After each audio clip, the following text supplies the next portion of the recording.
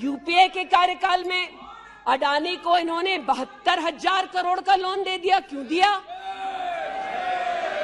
राजस्थान में 60,000 करोड़ से ज्यादा का समझौता कर लिया गहलोत जी के साथ। 20,000 एकड़ जमीन ले ली। क्यों किया? केरल में कांग्रेस की यूडीएफ सरकार के साथ पोर्ट का काम क्यों दिया? महाराष्ट्र में जब कांग्रेस के पास सत्ता थी तो फिर कांग्रेस ने अडानी को पोर्ट का काम क्यों दिया? बंगाल में हल्दिया पोर्ट का काम अडानी को क्यों दिया? छत्तीसगढ़ में कांग्रेस पार्टी ने अडानी को काम आदिवासियों ने मना किया, फिर भी क्यों दिया? अब इसमें बेटा कितना सेट होगा, दामाद को कितना भेंट होगा, हम क्या जाने। महोदय, आपने मुझे बोलने को आमंत्रित किया है और अगर सदन, विशेषतः विपक्ष, मेरे वक्तव्य को सुनने का धैर्य रखे तो बहुत सारी चीजें उजागर हो सकती हैं। You are not India, for India is not corrupt. India believes in merit and not dynasty. And today of all the days, people like you need to remember what was told to the British: quit India, corruption quit India, dynasty quit India.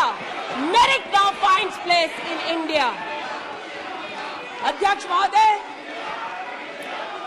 सबसे पहले आपकी पीठ पर, आपके आसन पर जिस प्रकार का आक्रामक बर्ताव आज देखा गया, उसका मैं खंडन करती हूं। पहली बार राष्ट्र के इतिहास में भारत मां की हत्या की बात की और कांग्रेस पार्टी यहां पर तालियां बजाती रही। जो भारत की हत्या की बात पर कांग्रेस पार्टी ने ताली पीटी आज इस सदन में, इस बात का संकेत पूरे देश को दिया कि मन में गद्दारी किसकी है। मैं आज हिंदुस्तानी होने के नाते कहती हूं, मणिपुर खंडित नहीं है, विभाजित नहीं है, मेरे देश का अंग है। मैं इनसे पूछती हूं,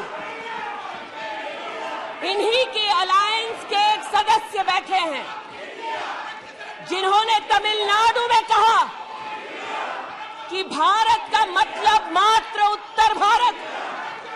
अगर हिम्मत हो राहुल गांधी में तो आकर भारत के ऊपर इस प्रकार का कटाक्ष करने वाले डीएमके के अपने साथी का खंडन करके बताएं। कांग्रेस पार्टी के एक नेता ने कश्मीर में रेफरेंडम की बात की। अगर हिम्मत है गांधी खानदान में तो इस सदन में और इस देश को बताए कि कश्मीर को देश से हटाने की साजिश में कांग्रेस के उस नेता का वक्तव्य क्यों है। You are not India because you define corruption in India. You are not India because you define incompetence. You are not India. एक मिनट माननीय सदस्य, ये तरीका ठीक नहीं है। सदन में नारेबाजी करना तरीका ठीक नहीं है। प्लीज माननीय सदस्य बैठिए, उनको अपनी बात कहने दीजिए। आपने अपनी बात कही है, यह तरीका ठीक नहीं है। नो गलत तरीका है आपका, नो गलत तरीका है आपका। स्मृति जी, पुनः कहती हूं अध्यक्ष महोदय, शायद अपने ही कोलाहल में सुन न पाए हो। मणिपुर हमारे देश का अभिन्न अंग है, खंडित न था, न है, न कभी होगा। इनके यूपीए के अलायंस के एक नेता ने तमिलनाडु में एक वक्तव्य दिया है। पुनः कहती हूं, कि भारत का मतलब मात्र उत्तर भारत।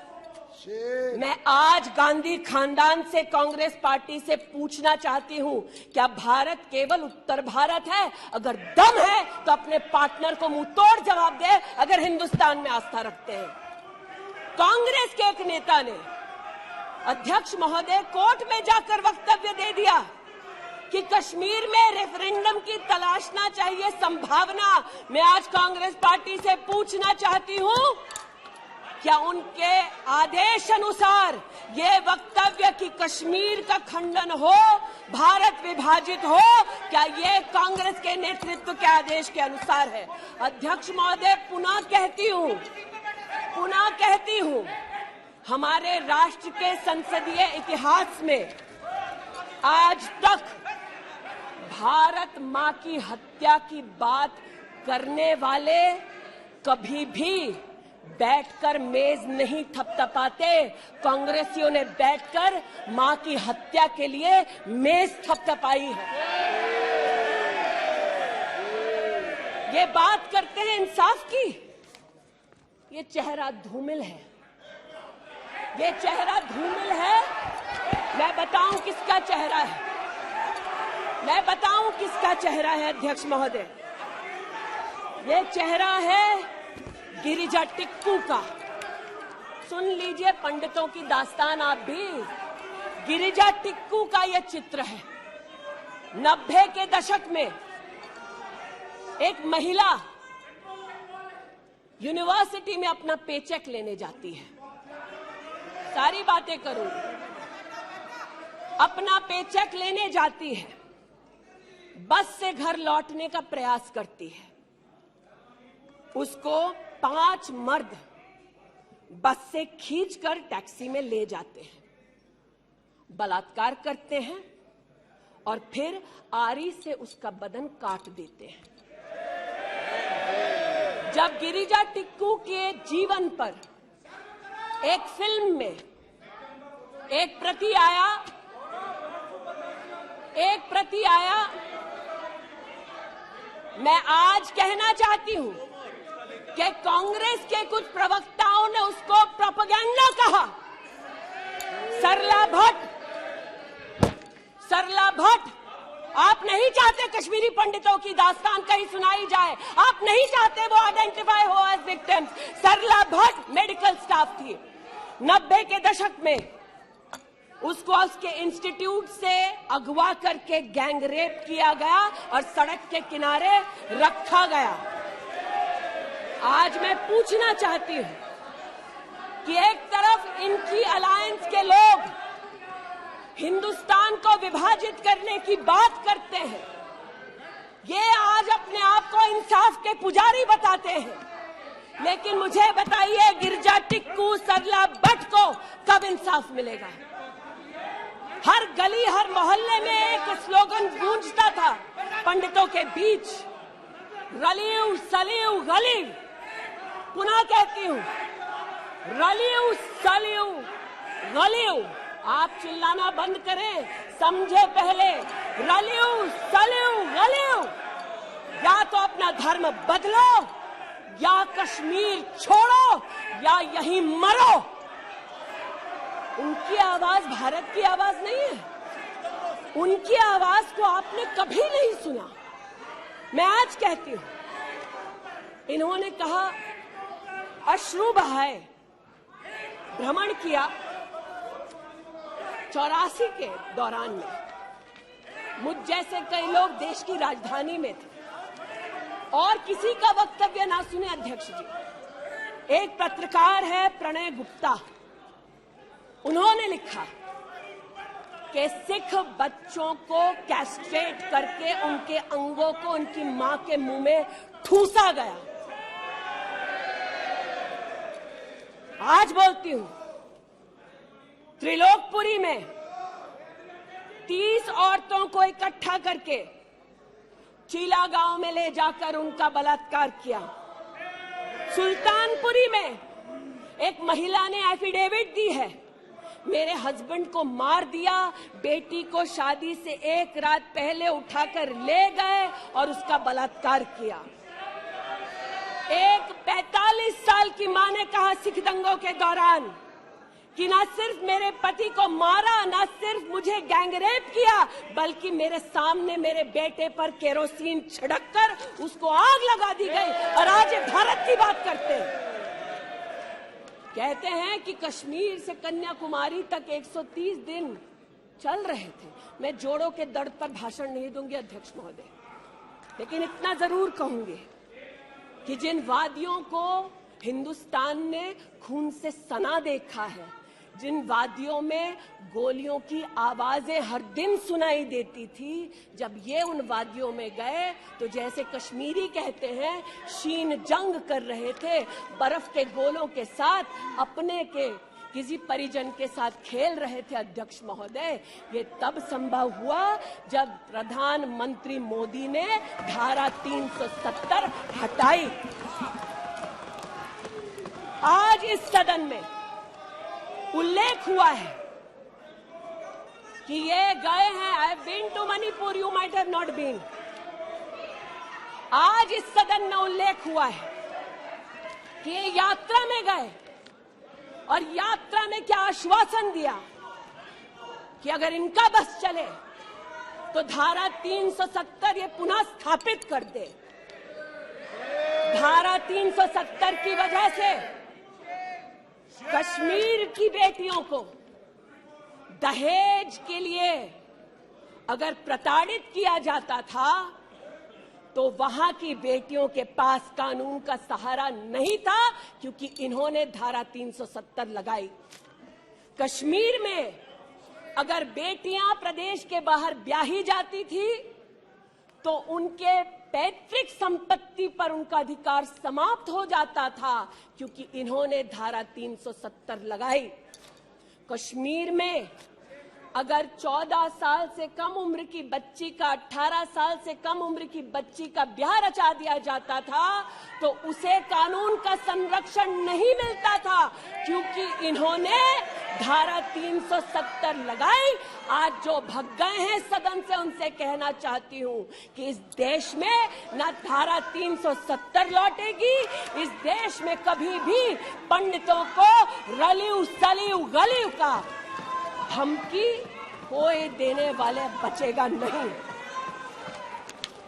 आज कई यहां पर बहनें उपस्थित हैं जो वहां से अपनी आक्रोश को और राहुल जी के प्रति समर्थन को व्यक्त कर रही हैं। 84 के दंगों का विवरण सुनकर, गिरिजा टिक्कू का विवरण सुनकर, और मैंने स्वयं अध्यक्ष जी मणिपुर के मुख्यमंत्री से बात कर त्वरित रूप से वहां पर लोग पकड़े जाएं, ना सिर्फ इसका वहां पर निवेदन किया बल्कि वो लोग पकड़े गए। सीबीआई की इंक्वायरी जारी है। लेकिन जो आज यहां बैठे हैं, मैंने उनसे पूछना चाहती हूं, जो चले गए, उन्होंने कहा वो राजस्थान गए हैं। और राजस्थान में क्या हुआ महोदय? गिरिजा टिक्कू को तो 90 के दशक में आरी से काट दिया गया था। भीलवाड़ा में 14 साल की लड़की के साथ सामूहिक बलात्कार होता है। इस सदन से 2 महिला एमपीज उस परिवार से मिलती हैं। बच्ची जब जिंदा थी गैंगरेप के बाद महोदय, उसे काटा जाता है, फिर उसे भट्टी में डाल दिया जाता है। ये इन महिला सांसदों का वक्तव्य है कि जिस बच्ची को 14 साल की उम्र में जब जीवित थी गैंगरेप के बाद भीलवाड़ा राजस्थान में काटा गया, जलाने के लिए फेंका गया, उसका मात्र एक हाथ भट्टी के बाहर छूट गया था। मैं आज पूछना चाहती हूं अध्यक्ष महोदय, ये आज जो जोर जोर से चिल्ला रहे हैं, न्याय की गुहार इन्होंने तब नहीं लगाई जब 60 साल की एक महिला का पश्चिम बंगाल में उसकी नाती के सामने गैंगरेप हुआ। कोर्ट में केस लंबित है, इनका दिल नहीं दहला और पूछ रहे थे कि मणिपुर के बारे में आप नॉर्थ ईस्ट के बारे में नहीं जानते। जिन्होंने प्रस्तावना की उनसे कहती हूँ, नल्ली का मैसेकर हुआ, 5 मिनट के लिए कांग्रेस की एक नेत्री गई, लेकिन इनका क्या रुख था तब। 2012 में तरुण गोगोई जी ने स्वयं वक्तव्य दिया है कि दंगे हो रहे हैं, लेकिन कांग्रेस की केंद्र की सरकार ना ट्रूप्स दे रही है, ना इंटेलिजेंस दे रही है। कोकराझार की बात करते हैं, ये मेरा वक्तव्य नहीं है, तब के कांग्रेस के मुख्यमंत्री तरुण गोगोई का वक्तव्य है। कोकराझार में हिंसा होती है, धुबड़ी में 3-3 महीने कर्फ्यू रहता है। आज महोदय जो लोकतंत्र की दुहाई दे चुके हैं, हम बार बार इस सदन में बार बार इमरजेंसी की गाथा को याद करते हैं। इस सदन में हम लोग बार बार उन नेताओं को, उन सामाजिक संस्थाओं को, उन मीडिया के बंधुओं को, उनकी प्रिंटिंग प्रेस कैसे जबरन बंद कर गई, उसको, इस पर विस्तृत चर्चा होती है। लेकिन इमरजेंसी के कालखंड में साधारण महिला का इन्होंने, कांग्रेस पार्टी ने क्या हश्र किया। स्नेहलता रेड्डी की आज बात करना जरूरी है। बेंगलुरु की जेल में बंद किया गया, और इसलिए बंद किया गया क्योंकि वो सोशलिस्ट थी, भाजपाई नहीं थी, सोशलिस्ट थी। और जब बंद किया 2 मई 1976 को, तब उन्होंने अपनी प्रिजनर्स डायरी में लिखा, और मैं कोट कर रही हूं, जो पब्लिकली अवेलेबल है। As a woman comes in, she is stripped naked in front of everyone else. When a human being is sentenced, is the punishment not enough? Must the human body be degraded and humiliated? ये स्नेहलता रेड्डी के शब्द हैं, जो उन्होंने emergency के कालखंड में jail में लिखे, अपनी अचीवमेंट्स को बताते हुए। जून 6, 1974 में स्नेहलता रेड्डी लिखती है, that at least I have achieved something here.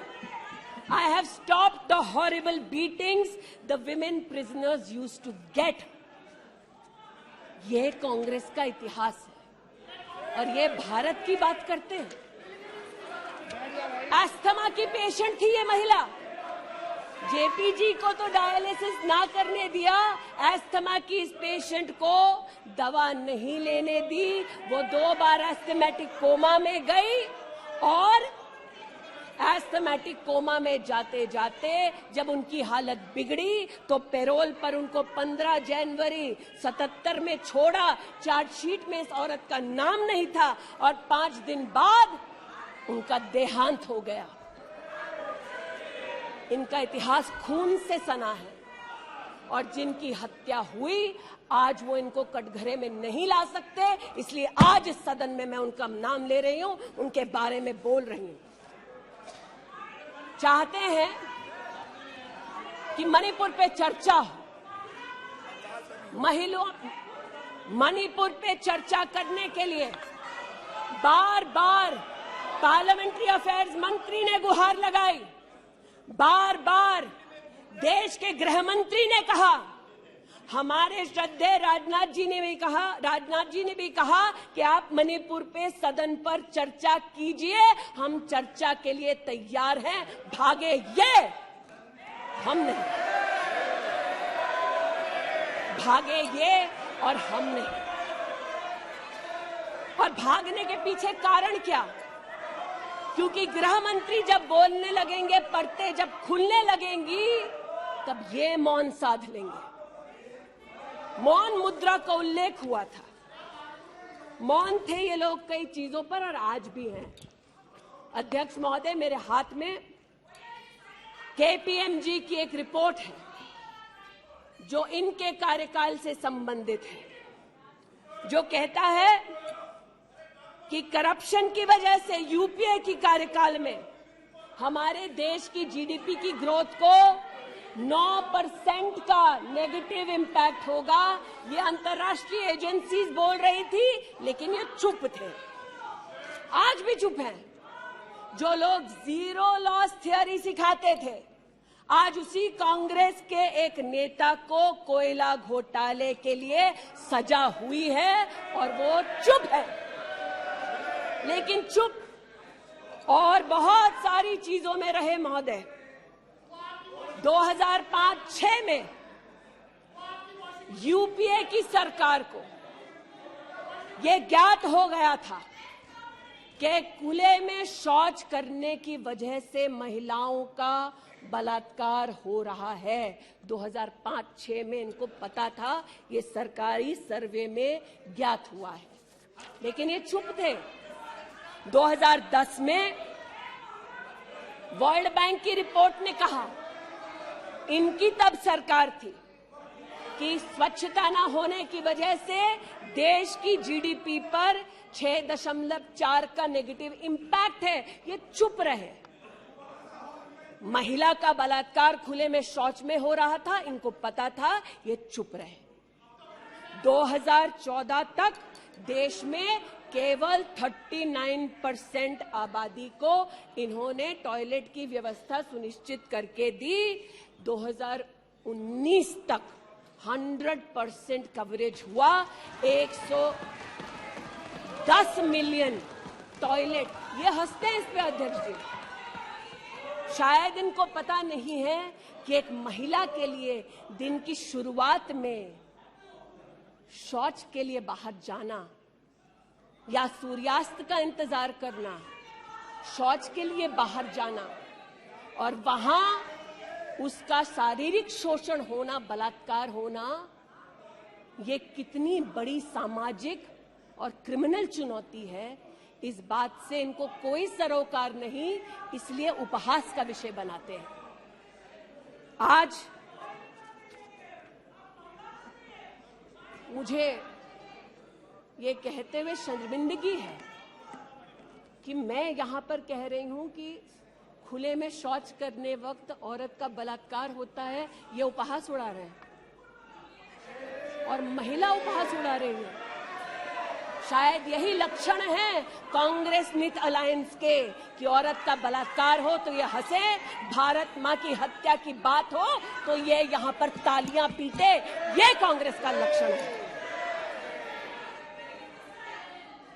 इनकी प्रस्तावना के वक्त ये कहा गया कि हम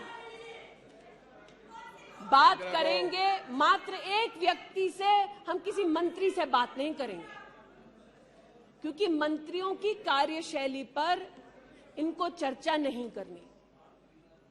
और शायद सच भी है, इनका अपना अनुभव है कि इनके यहां पावर का केंद्र बिंदु एक था। यहां पर फर्क यह है कि हम सब कलेक्टिव रिस्पॉन्सिबिलिटी के भागीदार हैं। इसलिए आज जब गजेंद्र शेखावत जी के मंत्रालय की ओर से टॉयलेट की व्यवस्था होती है, तो मैं एक महिला सांसद और नागरिक के नाते इनका भी उतना ही अभिनंदन करती हूं जितना कि प्रधानमंत्री जी का। जल जीवन मिशन महोदय, हमारे देश में जब इनकी सरकार थी तो मात्र 3 करोड़ परिवारों तक नलके से पानी पहुंचता था। अब 2019 का आंकड़ा कहता है कि आपने तब तक 9.5 करोड़ तक पानी पहुंचाया और अब लगभग 19 करोड़ 40 लाख और 12 करोड़ 40 लाख तक आपका पानी नलके से पहुंच चुका है। लेकिन इनको इससे भी सरोकार नहीं कि अगर टॉयलेट बना, महिलाओं का शोषण कम हुआ, देश की साधारण महिला का सम्मान बढ़ा, तो इनसे इनका कोई सरोकार नहीं। स्पष्ट है, गरीब के घर में नल से जल पहुंचा, तो कांग्रेस का उसका कोई सरोकार नहीं, ये स्पष्ट है और सही है। हमारा सरोकार है, देश हमारा है, सेवा हमारी है। आज ये उत्तेजित है कि मैं इस सदन में मंत्रिमंडल के अपने कई सहयोगी साथियों का वर्णन करती हूं। एक ऐसी महिला मंत्री का वर्णन कर रही हूं जो वर्तमान में नहीं है। जनधन के माध्यम से 23 करोड़ महिलाओं का बैंक का खाता खुला। ये इनके लिए कोई मान्यता नहीं रखता, ये मुझे स्वीकार है, ये हमारे लिए अहम है। मुद्रा के माध्यम से 40 करोड़ लोगों को जो जीवन में कभी व्यवसाय नहीं कर पाते थे, जिनके पास कांग्रेस की पर्सनल डायलिंग मशीन नहीं थी, उनको मुद्रा का लोन मिला। 27 करोड़ लोन महिलाओं को दिए गए। महिलाओं को अपना व्यवसाय शुरू करने के लिए 23 लाख करोड़ रुपया सैंक्शन किया गया मुद्रा के माध्यम से। इनका उससे कोई सरोकार नहीं। 8 करोड़ नौजवान हमारे राष्ट्र के इतिहास में फर्स्ट टाइम एंटरप्रेन्योर्स बने। इनका उससे कोई सरोकार नहीं। 1,80,000 अकाउंट्स में स्टैंड अप इंडिया का 40,000 करोड़ का पैसा दिया गया। 80% महिलाएं। प्लीज, क्या तरीका है? वह अपनी बात कह रही है, तथ्यों के आधार पर कह रही है। आपको खंडन करना है तो आप बोलना, जब तथ्यों के आधार पर करना। गलत बात ये। नो गलत। माननीय मंत्री जी,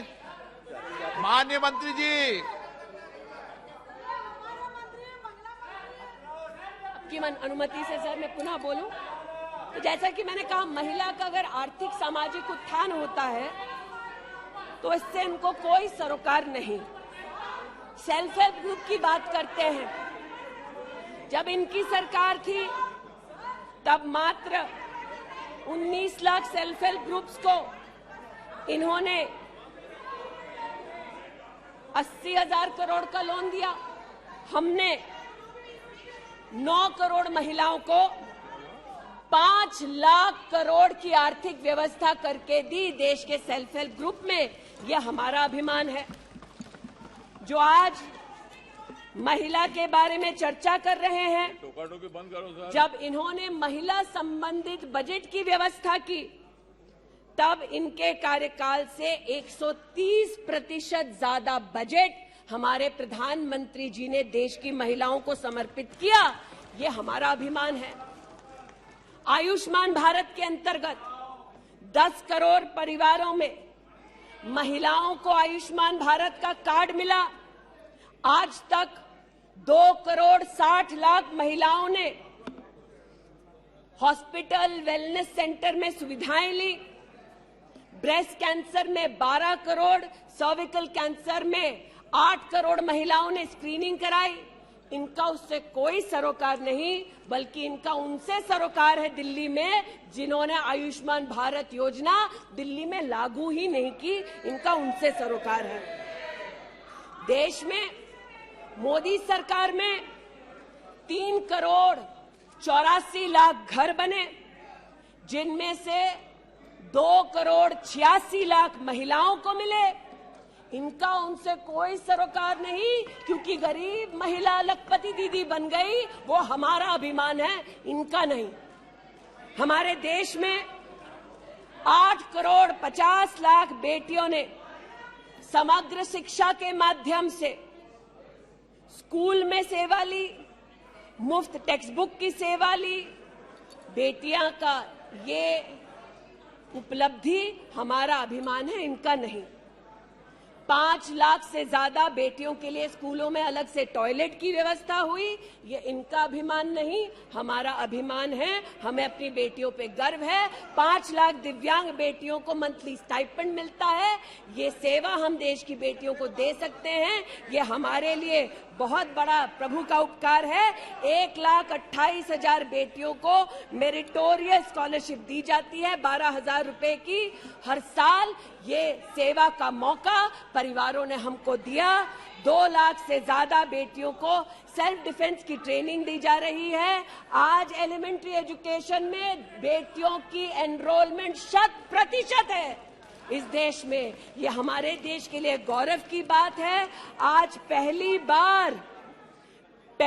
बार फीमेल एनरोलमेंट उच्च शिक्षा में महोदय 2 करोड़ से ज्यादा हुआ है महिलाओं का। ये देश के लिए गौरव की बात है।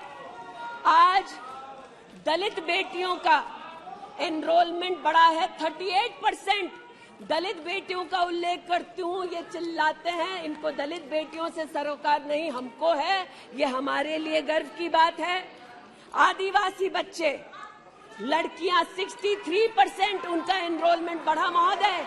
आदिवासी बच्चों के साथ इनका कोई सरोकार नहीं। आदिवासी बेटियों ने हमारे प्रधानमंत्री को सेवा का मौका दिया। ये हमारे लिए प्रभु की असीम कृपा है। नॉर्थ ईस्ट की बात करते हैं तो महिला ने नॉर्थ ईस्ट में 34% की इंक्रीज हुई है एनरोलमेंट में। नॉर्थ ईस्ट के मेरे सभी साथियों को, चाहे वो सदन में कहीं भी बैठे हों, महिलाओं की दृष्टि से मैं अभिनंदन देती हूं। आज हमारे देश में महिला जो पीएचडी करती है 99.2% की वृद्धि हुई है एनरोलमेंट में पीएचडी करने वाली महिलाओं में। ये हमारे लिए हिंदुस्तानी होने के नाते गौरव की बात है।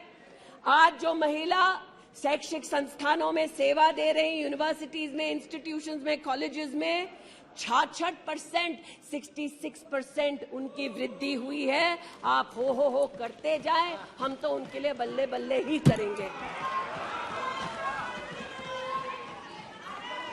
आज मुझे ये कहते हुए खुशी है कि हमारे लेबर मिनिस्ट्री ने कहा है कि ईपीएफ में 28,70,000 महिलाओं ने अब अपने आप को सब्सक्राइबर बनाया है। आज 2017 से लेकर 22 तक लगभग 1400 महिला साइंटिस्ट को भारत सरकार की विविध स्कीम्स के अंतर्गत सहयोग मिला है। आज महिलाओं को मैटरनिटी लीव में 26 हफ्ते की पेड मैटरनिटी लीव मोदी सरकार ने सुनिश्चित की है। आज महिलाओं ने 3 करोड़ महिलाओं ने प्रधानमंत्री मातृ वंदना योजना के अंतर्गत 13,700 करोड़ रुपया अपने बैंक के खाते में पाया है। इस सेवा के लिए प्रधानमंत्री जी को आभार और बेटियों का अभिनंदन। आज हमारे देश की बेटियां सैनिक स्कूल में पढ़ सकती हैं। इस ऐतिहासिक निर्णय के लिए रक्षा मंत्री जी, प्रधानमंत्री जी को आभार। आज हमारी देश की बेटियां आर्म्ड फोर्सेस में परमानेंट कमीशन पा चुकी हैं। हमारे देश का गौरव बढ़ाने के लिए ऐसी बेटियों का आभार। आज जो महिला और महिला हक के लिए यहां बोल रहे हैं, आप विषय पे बोल रही हैं और अविश्वास प्रस्ताव पे सब विषय पर बोल सकते हैं। ये तरीका अच्छा है क्या? बोलिए माननीय। वो भी शायद मजबूर हैं, उनको भी रिमोट से डायरेक्शन आया है। इतना ही कहना चाहती हूँ कि आज एक तरफ हमारी बेटियों ने सैनिक स्कूल में, आर्म्ड फोर्सेस में अपने प्रतिभा के आधार पर देश का गौरव बढ़ाया है। दूसरी ओर बिना किसी पुरुष सहयोगी के हिंदुस्तान के इतिहास में पहली बार 4,313 मुस्लिम बहनें अकेली हज के लिए गईं और सुरक्षित हिंदुस्तान लौटी। जो महिला हक की बात करते हैं महोदय, उनसे कहना चाहती हूं, महिला हक को संरक्षित करने के लिए जब हमारी सरकार ट्रिपल तलाक के कलंक को मिटाना चाहती थी, तब महिला के हक में नहीं बल्कि वोट बैंक के लालच में इन्होंने सदन की कार्रवाई को त्याग दिया था। आज जब ये महिला सुरक्षा की बात करते हैं महोदय, तो ये कहना उचित होगा कि एक तरफ निर्भया फंड की रचना की घोषणा करते हैं 13 में, एक काम निर्भया फंड में नहीं करते, लेकिन जो निर्भया के बलात्कारी हैं उनको कांग्रेस नीत अलायंस के लोग बलात्कारी के हाथ में 10,000 रुपए और एक सिलाई की मशीन देते हैं। आज हमें इस बात का गौरव है कि देश में 42 प्रोजेक्ट्स 5,000 करोड़ की लगभग लागत से भारत सरकार के सौजन्य से बन रहे हैं। जो महिला सुरक्षा के लिए ये न कर पाए वो आज प्रधानमंत्री मोदी कर रहे हैं। आज integrated emergency response management system के अंतर्गत देश के 983 रेलवे स्टेशन पर महिला पैसेंजर्स के लिए 2400 घंटे सुरक्षा का प्रावधान किया गया। आज कोंकण में वीडियो सर्वेलेंस सिस्टम की विशेष व्यवस्था महिला संरक्षण और महिला सुरक्षा के लिए की गई।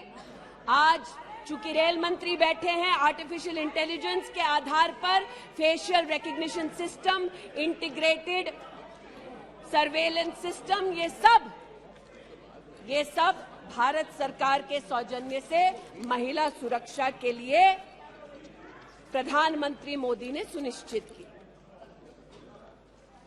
एक बात पर मैं आपत्ति अभी दर्ज करती हूं अध्यक्ष जी,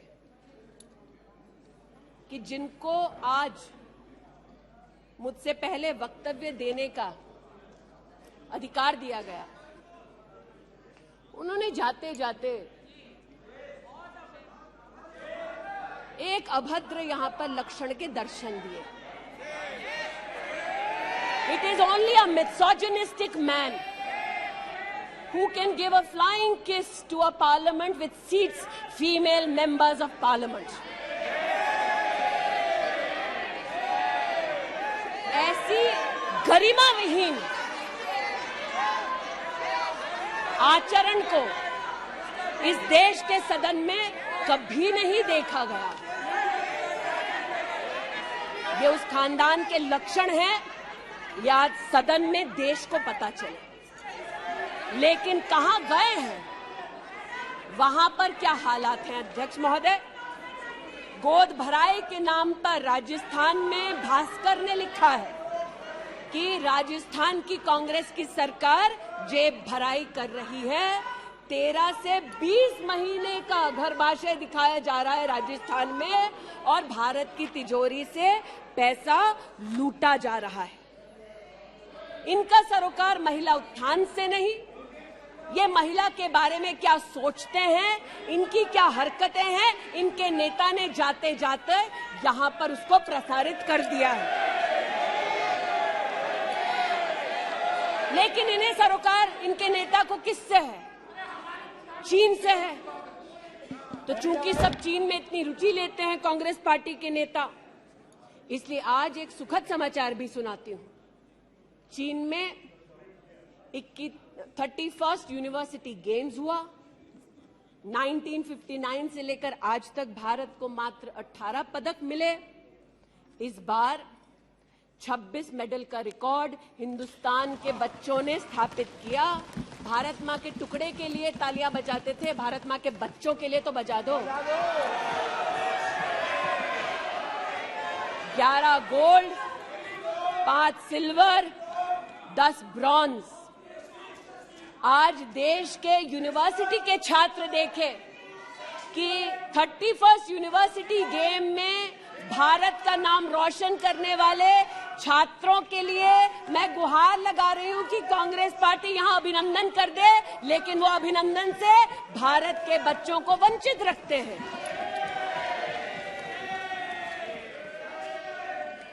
बात अभिनंदन की निकली तो एक वो भी थे जिन्होंने आसमान चीरा और दुश्मन को मुंहतोड़ जवाब दिया। आज जो व्यक्ति यहां पर भारत की आवाज का उल्लेख कर रहे थे। उन्होंने भारत की आवाज में आवाज मिलाकर तब नहीं बोला जब आतंकी हमला करते हैं। उन्होंने भारत के आवाज से अपनी आवाज को भिन्न करते हुए इस सदन में भारत के रक्षा बलों से प्रमाण मांगा इस सदन में। लेकिन प्रमाण क्यों मांगा? क्योंकि कुछ लोगों ने कहा होगा। और प्रमाण मांगने का क्या सलीका है, ये मीडिया के मित्रों के माध्यम से आया है ध्यान में देश के। न्यूज क्लिक की आज बात करना थोड़ा मैं जरूरी समझती हूं। न्यूज क्लिक, नेवल सिंघम कुछ पत्रकारों को हिंदुस्तान में लिखते हैं कि किस प्रकार से हिंदुस्तान के खिलाफ न्यूज सर्कुलेट होनी चाहिए, कैसे चाइना के समर्थन में अलग अलग आर्टिकल लिखने चाहिए और इसे एक बार छपवा दो तो ट्राई कॉन्टिनेंटल पब्लिकेशन इसको इकट्ठा करके फिर काम आगे बढ़ाएगा। मेरे एक पार्लियामेंट्री सहयोगी निशिकांत जी ने इस पर जब विषय उठाया तो मैं स्तब्ध हूं कि कांग्रेस पार्टी ने डिमांड नहीं की कि अगर कोई बाहरी ताकत का पैसा लेकर हिंदुस्तान में व्यवस्थाओं को भंग करना चाहता है, हिंदुस्तान को कलंकित करना चाहता है तो उस पर कार्रवाई करो। ऐसा कांग्रेस का पक्ष नहीं था। कांग्रेस ने पक्ष ये लिया कि जो निशिकांत दुबे के मुंह से शब्द निकले हैं उनको एक्सपंज कर दीजिए। लेकिन ये जो ट्राई कॉन्टिनेंटल पब्लिकेशन है महोदय, जिसके बारे में ना आप ईडी को माने, न्यूयॉर्क टाइम्स को माने, वो ट्राई कॉन्टिनेंटल पब्लिकेशन के जो मुख्य रिसर्चर हैं उनके वक्तव्य को कांग्रेस पार्टी अपने ऑफिशियल फेसबुक पर क्यों डालती है, ये मैं पूछना चाहती हूं। जो जानबूझकर भारत के किसानों के हितों के खिलाफ बोलते हैं, उनका वक्तव्य ट्राई कॉन्टिनेंटल पब्लिकेशन वालों का जो सीनियर फेलो या रिसर्चर है उसका वक्तव्य कांग्रेस, नेशनल कांग्रेस के फेसबुक पर 19 अप्रैल 2019 को क्यों पब्लिश होता है, ये थोड़ा बहुत शोध का विषय है, ये थोड़ा बहुत चर्चा का विषय है। आज मैं ये कहना चाहती हूं कि जब प्रस्तावना हुई, मैं तो प्रस्तावना के विरुद्ध खड़ी हूं। मैं नरेंद्र मोदी जी के नेतृत्व पर राष्ट्र के सभी नागरिकों के साथ पुनः विश्वास दर्शाते हुए अपना वक्तव्य देती हूं। लेकिन राहुल जी ने किस पर विश्वास जताया? राहुल जी ने विश्वास जताया मुस्लिम लीग पर। कहा सेक्युलर पार्टी है। शायद राहुल जी ने ना पढ़ा हो कि 80 के दशक में मुरादाबाद में 83 लोगों को मारने वाली मुस्लिम लीग राहुल जी को बताना पड़ेगा सेक्युलर कैसे हुई। राहुल जी को आज जवाब देना होगा कि वो राष्ट्रभक्ति की बात करते हैं तो क्या जेएनयू में जाकर जब भारत तेरे टुकड़े होंगे का नारा दे रहे थे वो राहुल गांधी की देशभक्ति थी?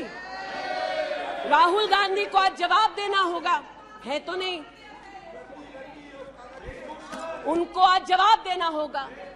जिस अफजल गुरु ने इस संसद पर हमला किया, उस अफजल गुरु के संरक्षक समर्थक को कांग्रेस पार्टी ने अपने पार्टी का नेता बना दिया, जिसने कहा यह राहुल गांधी की देशभक्ति है। राहुल गांधी की देशभक्ति आज बताती हूं। इन्होंने, घबराइए मत, आप ही के नेता बोलकर गए हैं, घबरा क्यों रहे हैं? बैठिए, आराम से बोल रही हूँ। जरा संक्षेप कीजिए। मैं पुनः बोलना चाहती हूँ अध्यक्ष महोदय, बहुत सारे व्यवधान आए। अब राहुल जी की बात चली है तो कृपया थोड़ी सी कर दीजिए।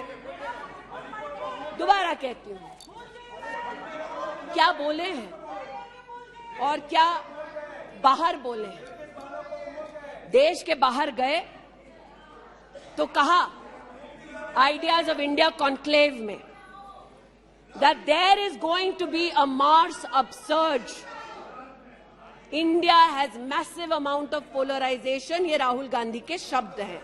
इसका मतलब राहुल गांधी ने विदेश में जाकर कहा हिंदुस्तानी सौहार्द की भूमिका में नहीं रहते। राहुल गांधी ने कहा कि हिंदुस्तानी भाईचारे में इतना विश्वास नहीं करते because there is a massive amount of polarisation.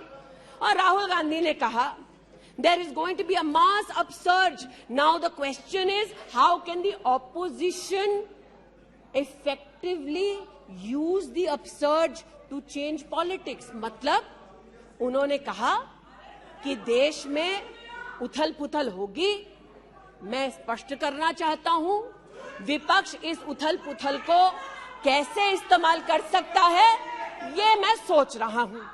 फिर उनका शब्द है देश में केरोसिन फैला है, हमें एक चिंगारी की जरूरत है। आज पूछना चाहती हूं, माचिस ढूंढते ढूंढते राहुल गांधी कहां गए?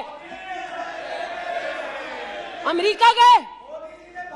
तंजीम अंसारी के साथ जो पाकिस्तानी इमाम जावेद अहमद के साथ ताल्लुक रखते हैं, अमेरिका में अपने कार्यक्रमों को उनके साथ करवाया। राहुल गांधी मिन्हाज खान जो हिंदुस्तान के खिलाफ आवाज बुलंद करते हैं, उनके साथ उन्होंने मीटिंग की।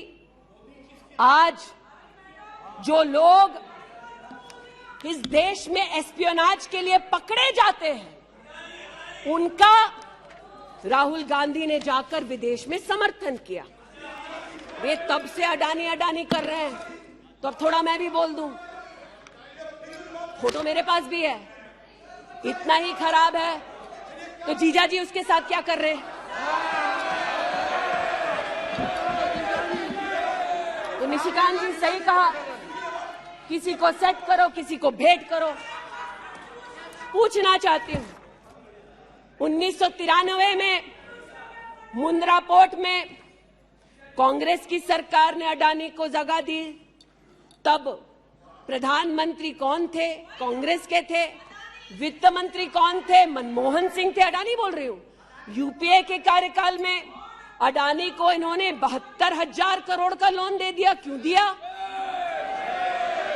राजस्थान में 60,000 करोड़ से ज्यादा का समझौता कर लिया गहलोत जी के साथ। 20,000 एकड़ जमीन ले ली। क्यों किया? केरल में कांग्रेस की यूडीएफ सरकार के साथ पोर्ट का काम क्यों दिया? महाराष्ट्र में जब कांग्रेस के पास सत्ता थी, तो फिर कांग्रेस ने अडानी को पोर्ट का काम क्यों दिया? बंगाल में हल्दिया पोर्ट का काम अडानी को क्यों दिया? छत्तीसगढ़ में कांग्रेस पार्टी ने अडानी को काम आदिवासियों ने मना किया, फिर भी क्यों दिया? अब इसमें बेटा कितना सेट होगा, दामाद को कितना भेंट होगा, हम क्या जाने।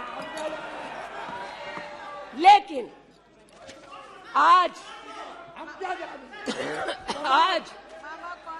अरे दामाद का मामला है, बैठ जा भाई। दामाद आपका नहीं है, जिनका है वो नहीं चिल्ला रहे, आप क्यों चिल्ला रहे? बैठ जाइए भाई। जिसका है दामाद वो नहीं चिल्ला रहे, आप क्यों चिल्ला रहे? बैठिए। अरे बैठ जाइए, बैठ जाइए, बैठ जाइए, बैठ जाइए, बैठ जाइए। कोयले घोटाले में पकड़े गए, 2G में भी पकड़े जाएंगे। बैठ जाइए प्लीज। आप बताइए, इस पूरी बला की जड़ महोदय, पूरी बला की जड़ परिवारवाद में है, और परिवारवाद की राजनीति की जड़ कांग्रेस पार्टी में है। इनके अलायंस के लोग चारा खाते हैं, ये उनके घर मटन खाने चले जाते हैं। इनके अलायंस के लोग रेल की नौकरी के लिए गरीब की जमीन खाते हैं, जाके वो उन्हीं लोगों को गले लगाते हैं। और इनके सब के पीछे एक ही मजबूरी है, जो बड़ी विनम्रता से अजीत दाने भी स्वीकारी कि मजबूरी हमारी कि तीसरी बार जनता कह रही है फिर एक बार मोदी की बारी। Okay, now please conclude. तो मैं लिसन प्लीज। ये आज बैठिए। यहाँ पर उल्लेख कर रहे थे किसान की। आप भी बैठिए, आप किस लिए खड़े?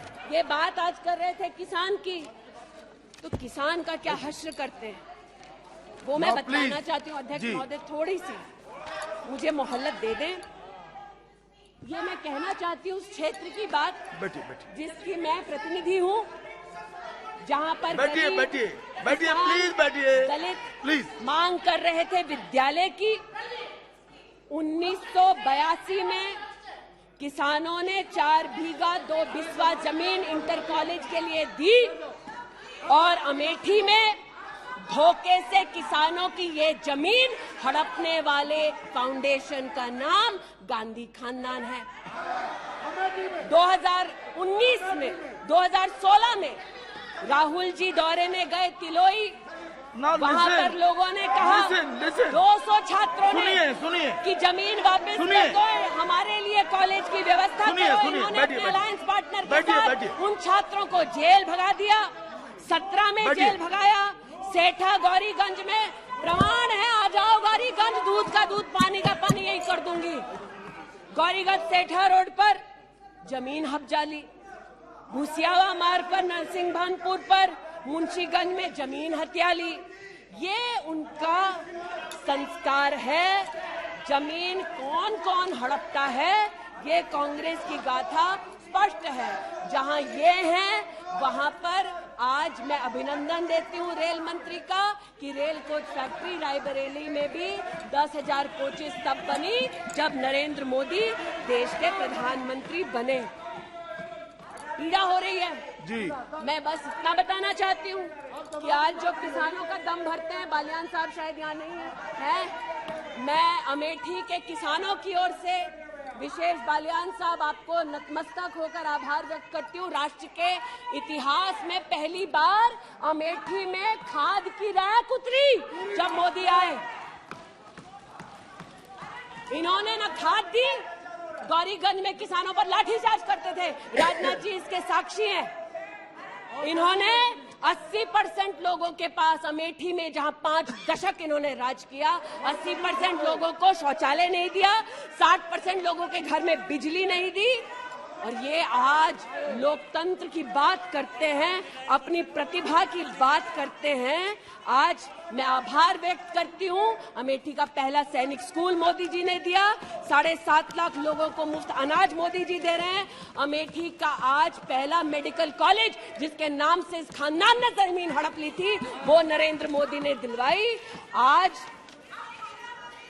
मैं इतना कहना चाहती हूँ अध्यक्ष महोदय, जो अभी है नहीं, जो 50 साल की उम्र के बाद देश देखने निकले थे, वो देश के किस कोने में वर्तमान में है मैं नहीं जानती, लेकिन इतना एक मिनट। और देखिए, आपने एक फिलोसोफर का मंत्रिमंडल में अविश्वास प्रस्ताव लाया है। मंत्रिमंडल उस संबंध में बोलेगा, उनको बोलने का अधिकार है। प्लीज आप बैठ जाइए। मणिपुर पर चर्चा आपने नहीं मांगी है, वो एक विषय है, उस पर चर्चा हो रही है, उसका उत्तर भी आएगा, परंतु no please sit down, please sit down. But what sir of the enemy who speaks slyly, what of that enemy? आज जिनके पास ना नीति थी, ना नियत थी, ना देश के प्रति निष्ठा थी, आज ना जो कभी हिंदू के हुए, जिन्होंने राम के अस्तित्व को नकार दिया, ना सिखों के साथ जिन्होंने इंसाफ किया, जो ना कभी महिलाओं के उत्थान के लिए समर्पित थे, ना नौजवान के सशक्तिकरण के लिए समर्पित थे, ना किसान के बलिदान को स्वीकार कर किसान की समृद्धि के लिए समर्पित थे। आज उनसे कहना चाहती हूं कि जो समर्पित है, जो सबके विश्वास के साथ सबका विकास कर रहा है, उस पर देश को पुनः विश्वास दिखाएंगे। 24 में पुनः मोदी सरकार बनाएंगे।